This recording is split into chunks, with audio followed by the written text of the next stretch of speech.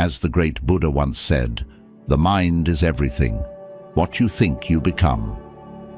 With these profound words echoing through the ages, we embark on a journey into the heart of mindfulness and self-mastery.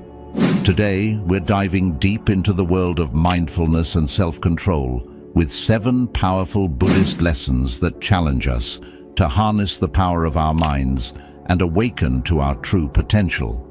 1. Taming the monkey mind. The concept of the monkey mind is a fascinating metaphor introduced by the Buddha to describe the restless, unsettled, and uncontrollable nature of the human mind. Buddha beautifully encapsulated this idea when he said, "To enjoy good health, to bring true happiness to one's family, to bring peace to all, one must first discipline and control one's own mind. If a man can control his mind, he can find the way to enlightenment, and all wisdom and virtue will naturally come to him." Imagine for a moment your mind as a playful, mischievous monkey. This monkey is not content with sitting still. It leaps from branch to branch, thought to thought, without pause. It is curious, always seeking, always moving, often leading to a sense of chaos and lack of direction. This restless monkey represents the incessant chatter and whirlwind of thoughts that swirl through our minds at any given moment. Thoughts about the past, worries about the future, judgments about what we're experiencing right now. All these dart in and out of our consciousness, often without our consent.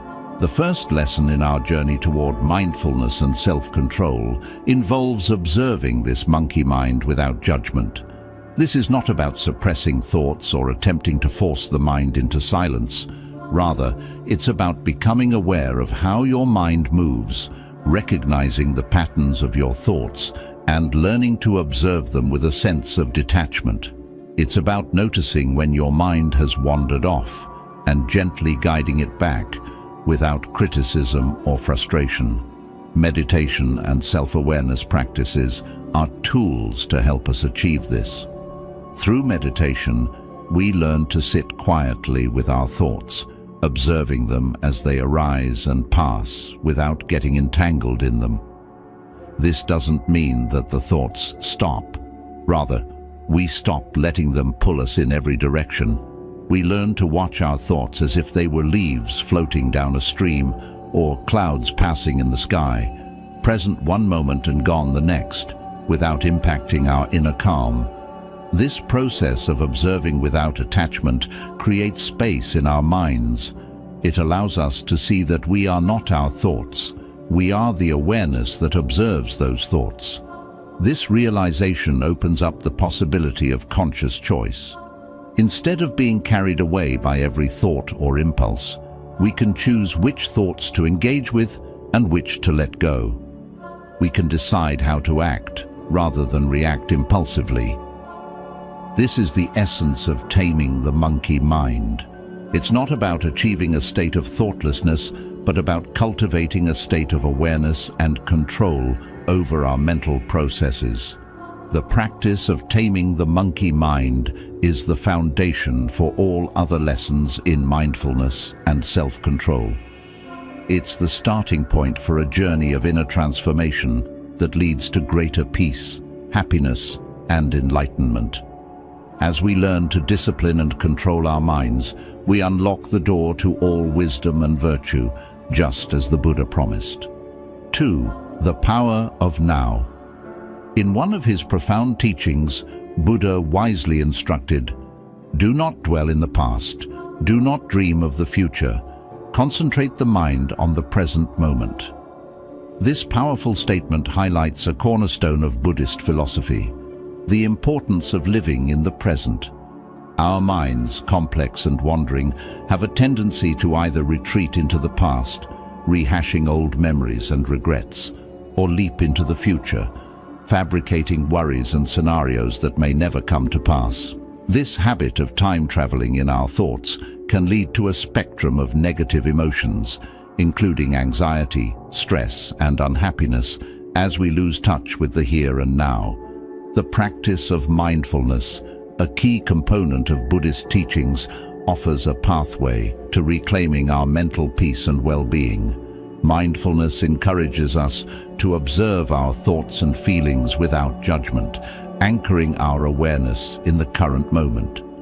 Simple exercises such as focused breathing, mindful walking, or even engaging all our senses to fully experience routine activities can help us cultivate this skill. For instance, when eating, we can pay close attention to the taste, texture, and aroma of our food. Or while walking, we can notice the sensation of each step as our feet touch the ground. These practices serve not only to ground us in the present, but also to reveal the richness and depth of the ordinary moments that make up our lives. By dedicating ourselves to mindfulness and the power of now, we learn to release the heavy burdens of the past and the anxieties of the future. This doesn't mean we ignore planning or reflecting on our experiences, but rather, we approach these tasks with a calm and centered mind, fully engaged with the task at hand. The benefits of living in the present are manifold: reduced stress, enhanced enjoyment of life, deeper connections with others, and a sense of peace and contentment. As we become more adept at focusing on the present, we find that control over our mental state is not only possible, but within our reach, enabling us to navigate life's ups and downs with greater equanimity and resilience. 3. Recognizing cravings and aversions. In one of his profound insights, Buddha highlighted the central role of desire in our experiences of suffering when he said, "Desire is the root of suffering." This statement, at its core, sheds light on a universal human condition. Each of us in our daily lives is driven by countless desires and aversions. We yearn for success, crave relationships, hunger for material possessions, and have an aversion to discomfort, failure, or loneliness. While these feelings are natural, an unchecked attachment to them can lead us down a path of emotional turmoil and distress. The essence of this lesson lies not in condemning desire itself, but in recognizing and understanding our cravings and aversions with a clear and non-judgmental mind. It's about observing our inner landscape, the ebb and flow of our wants and dislikes, without being swept away by them. Imagine watching leaves float by on a river. Similarly, you can learn to watch your desires come and go without clinging to them. This awareness is transformative. It enables us to pause and reflect, allowing us to see the difference between a reactive impulse and a thoughtful response. For instance, when faced with a craving for something like excessive sweets or an impulsive buy, this awareness helps us to pause and ask ourselves, is this truly beneficial for me? Will this bring lasting happiness, or is it merely a temporary fix? Similarly, when we encounter aversions, such as an immediate dislike for a new experience or a quick judgment about a person, we learn to pause and reconsider our reactions, opening ourselves up to new perspectives and possibilities. By cultivating this mindful awareness, we empower ourselves to make choices that are aligned with our deeper values and well-being. We learn to act intentionally, not impulsively. This doesn't mean we suppress or ignore our desires and aversions. Rather, we acknowledge them and then make conscious decisions about how to proceed. This approach reduces our suffering because it frees us from the endless cycle of craving and aversion, leading to a more peaceful and contented life. Recognizing our cravings and aversions is about finding balance. It's about understanding that while desires and dislikes are a natural part of being human, our happiness and peace of mind come not from the external fulfillment of these desires but from our internal state of being. Through this lesson, we learn to navigate the complex terrain of our inner worlds with grace and wisdom, leading to a deeper sense of fulfillment and joy that is not dependent on external circumstances. 4. Non-reactivity. The essence of non-reactivity is captured beautifully in the profound words of the Buddha. You will not be punished for your anger, you will be punished by your anger. This teaching invites us to understand that our emotional responses, particularly anger, can have consequences more harmful to ourselves than to anyone else. It's a reminder that when we let anger control us, we inflict pain and turmoil within our own minds and hearts.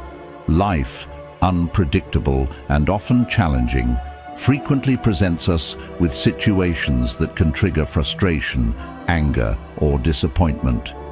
These are the curveballs that test our ability to maintain mental balance and composure.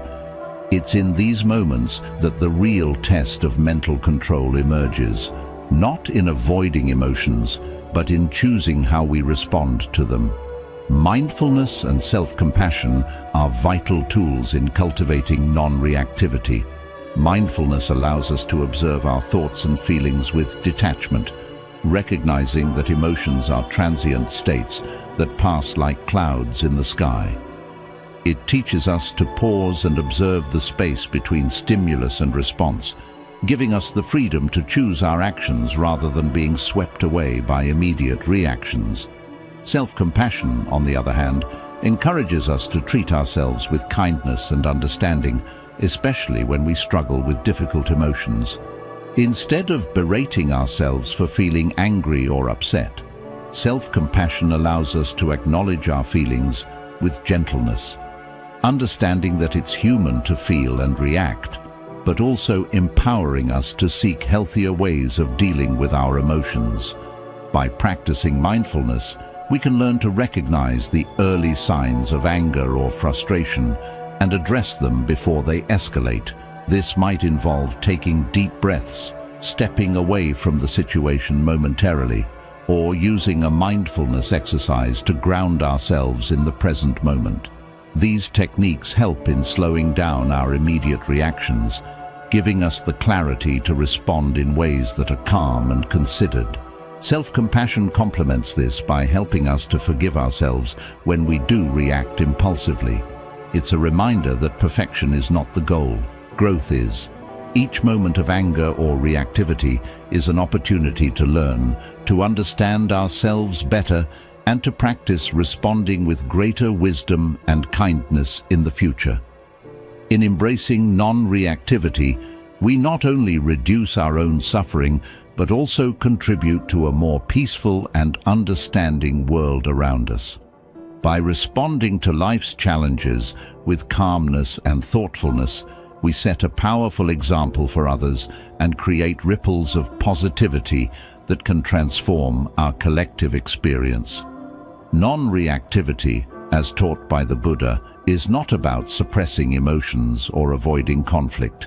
It's about learning to navigate the complexities of our inner world with grace and wisdom. It's a journey towards understanding that true peace begins with how we respond to the unfolding moments of our lives. Through mindfulness and self-compassion, we unlock the potential to live with greater serenity, resilience, and joy, no matter what life throws our way. 5. Cultivating gratitude. In the journey of mindfulness and mental mastery, cultivating a sense of gratitude stands out as a transformative practice. Buddha's wisdom beautifully captures this essence when he says, "Let us rise up and be thankful, for if we didn't learn a lot today, at least we learned a little, and if we didn't learn a little, at least we didn't get sick, and if we got sick, at least we didn't die. So, let us all be thankful." This profound statement encourages us to find gratitude in every aspect of our lives, recognizing the value in even the smallest of our daily experiences. The human tendency to focus on what we lack, to dwell on what we wish were different or what we aspire to have, can lead to a cycle of constant dissatisfaction and negativity. This focus on absence rather than presence feeds into a sense of perpetual wanting, which, according to Buddhist teachings, is a direct path to suffering. However, the practice of gratitude offers a powerful antidote to this sickly. Gratitude is more than just saying thank you for the good things in life. It is an active process of recognizing that every moment, no matter how small or seemingly insignificant, holds value. When we shift our perspective to appreciate what we have rather than lamenting what we don't, we cultivate a sense of contentment. This doesn't mean ignoring the challenges or difficulties we face, but rather finding a space within those challenges where we can still be thankful. It's about acknowledging the good alongside the bad, understanding that our struggles often lead to growth and learning. By actively practicing gratitude, we nurture a sense of well-being and inner peace. This isn't a denial of pain or difficulty, but a choice to focus on the abundance present in our lives. Such a shift has profound effects not only on our mental state but also on our physical and emotional health. Studies have shown that gratitude can enhance our mood, decrease stress, and even improve our physical health. Cultivating gratitude can start with simple practices such as keeping a gratitude journal where you write down things you're thankful for each day, or making it a habit to think of 3 things you're grateful for every morning or night. Over time, these practices can help to rewire your brain to naturally recognize and appreciate the positive aspects of your life, thereby reducing the hold negative thoughts and feelings may have on you. Gratitude is a key that unlocks the door to a more fulfilling and peaceful life. It encourages us to see the beauty in the ordinary, to take nothing for granted, and to cherish the myriad of blessings that weave through our everyday lives. By embracing gratitude, we not only enrich our own lives, but also bring a greater sense of joy and appreciation into the lives of those around us, fostering a more compassionate and connected world. 6. Forgiveness. In one of his profound teachings, Buddha shared an insightful analogy. Holding on to anger is like grasping a hot coal with the intent of throwing it at someone else. You are the one who gets burned. This analogy vividly illustrates how clinging to anger and resentment ultimately harms us more than anyone else.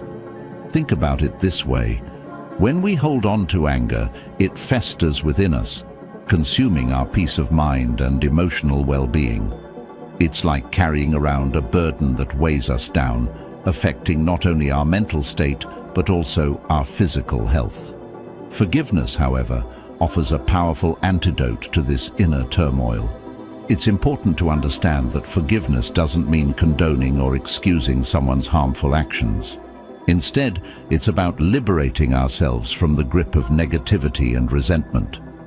By choosing to forgive, we release the heavy burden of anger and bitterness, freeing our minds from the chains of negativity.